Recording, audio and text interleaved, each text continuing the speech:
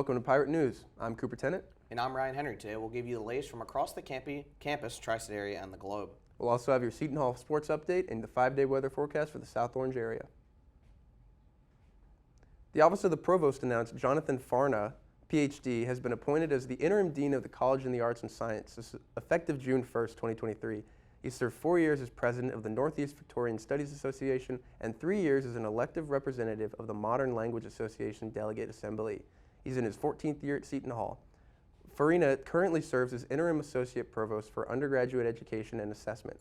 He succeeds Georgita Frierson, Ph.D., who is stepping down to become Provost and Vice President of Academic Affairs at the University of Southern Maine. Seton Hall Esports hosted a 2-day LAN event for high school students. On April 29th to the 30th, the event took place in the new University Center located on Seton Hall's South Orange campus.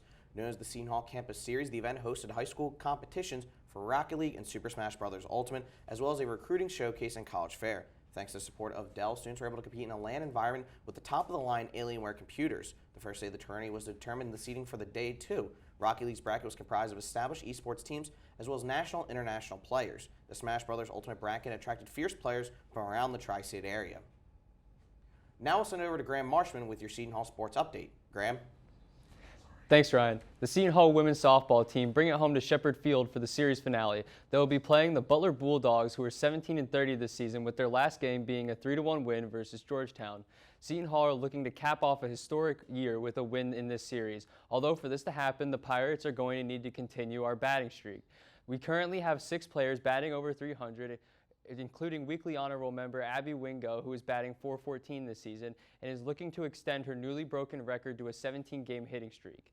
The first game of this series kicks off Friday at 2 p.m. Good luck, Pirates. We're moving across the diamond to the men's baseball team. The baseball team, who is coming off a 2-1 series win over Xavier, will be playing Manhattan College today at 4.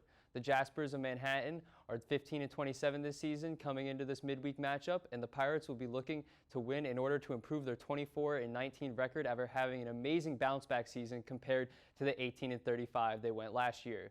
The Pirates will also be looking for a big performance from weekly honor roll member Devin Hack, who hit .400 with 7 runs batted in their last 5 games of a 4-1 stretch this week.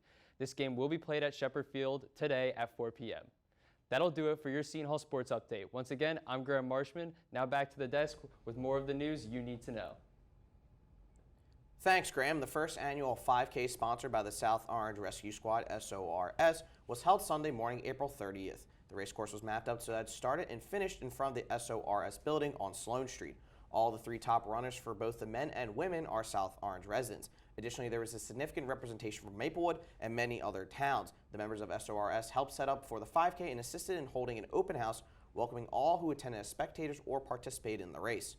In addition to displaying their vehicles, equipment, and supplies, there was a waffle cart in the garage, a station for freshly made crepes in the lounge, and the training equipment on display on the 2nd level.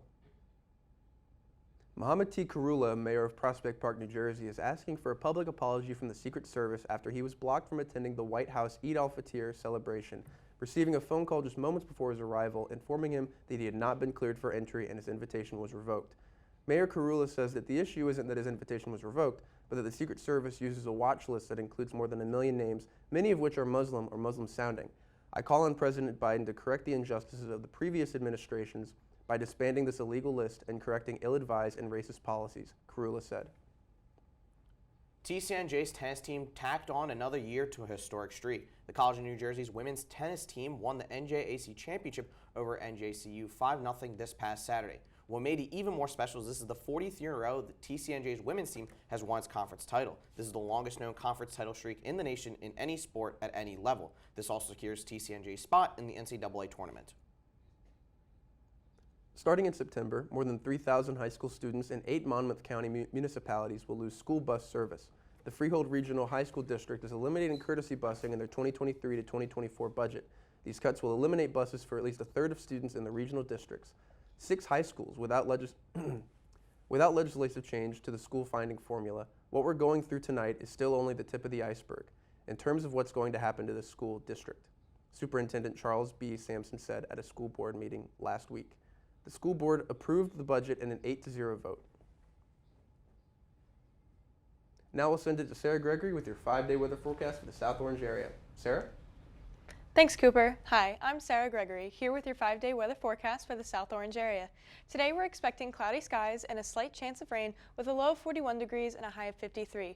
Tomorrow's not going to be much different as we continue the week with cloudy skies for both Thursday and Friday. On Thursday, expect a low of 41 degrees and a high of 60 degrees, and on Friday we're expecting a low of 44 degrees with a high of 67. On Saturday, we finally start to see that sun peek out a little bit with a low of 44 and a high of 66. And finally on Sunday, that sun will continue to peek out from those clouds and give us a low of 49 degrees and a high of 71. That will do it for your 5-day weather forecast. Once again, I'm Sarah Gregory, and now back at the desk with more news you need to know. Thanks, Sarah. For the first time since 2007, the Writers Guild of America has decided to strike following the breakdown of negotiations between the WGA and Hollywood studios. Effects of the strike will depend on how long the strike lasts, but all late-night shows and Saturday Night Live will be off air until further notice.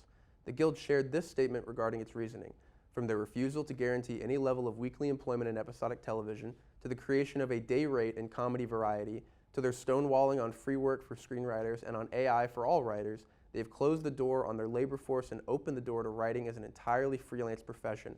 No such deal could ever be contemplated by this membership. Former President Donald Trump's criminal case in Manhattan will have its second public hearing Thursday morning. A judge will consider arguments over whether he should limit what Trump can say publicly about the evidence against him. Trump will not be in attendance at the hearing, the first in his criminal case since his April 4th arraignment when he entered a not guilty plea to 34 felony counts of falsification of business records. At that hearing, a Manhattan prosecutor said the two sides were, quote, very close to agreement, end quote, on a protective order that would bar Trump from discussing or posting on social media about evidence received as part of the discovery in the case. That's going to wrap up today's episode of Pirate News. I'm Ryan Henry. And I'm Cooper. For the last time from me, thanks for watching, stay safe, and have a great day.